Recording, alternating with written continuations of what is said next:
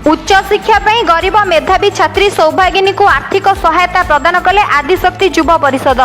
कटक जिला टांगी चौद्वार ब्लॉक अंतर्गत नपंग पंचायत अधीनस्थ इटुआ ग्रामर दधिमामंजू नोडाल स्कूल छात्री सौभागिनी राउत चलित वर्ष मैट्रिक परीक्षा रे शतकड़ा 82% मार्क रखी उत्तीर्ण होइछंती। किंतु दुर्भाग्यर कथा पिता भवानी शंकर राउत जड़े दिन मजुरिया आर्थिक अभाव छोट छोट 5टी पिला लालन पालन करने अत्यंत कष्टकर। परिवार एभली आर्थिक संकट मध्य विज्ञान पाठ पढ़ी जड़े डाक्तर होगाकू स्वप्न देखुवा सौभागिनी निज पिता आर्थिक अभाव जो घोर मनस्ताप रोकता बेले साहाय्यर हाथ बढ़ाई चौद्वार अंचल अग्रणी स्वेच्छासेवी संगठन आदिशक्ति युवा परिषद।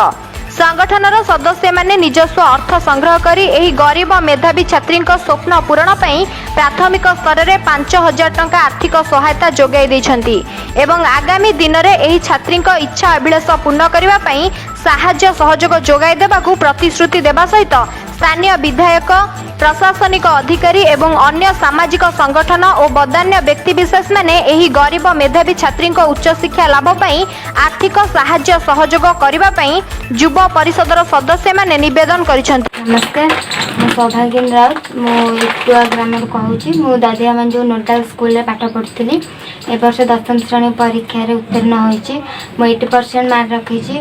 मोर यही मार्क कथा शुणी किसी आदिशक्ति युवक परिषदर किसी सदस्य वृंद एठाक आसी मत जो साहाय्य देते मुझे निकट चिर ऋणी और कृतज्ञता ज्ञापन करुच्ची। आउ जदि किसी सामाजिक संगठन किंबा बदान्य सहृदय व्यक्तिविशेष स्वेच्छा निज खोला मन में मत साहाय्य करने चाहते तेरे मो निज डॉक्टर होगा इच्छा को पूरण कर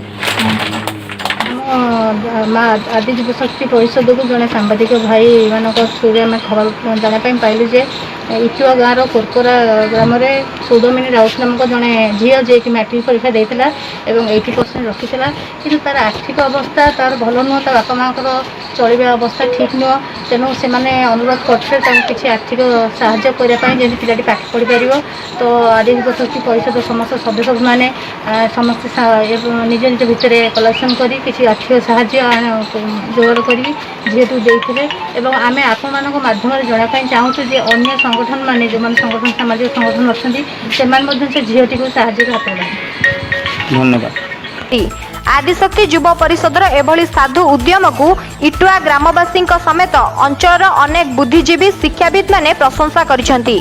ब्यूरो रिपोर्ट HRTV ओडिया।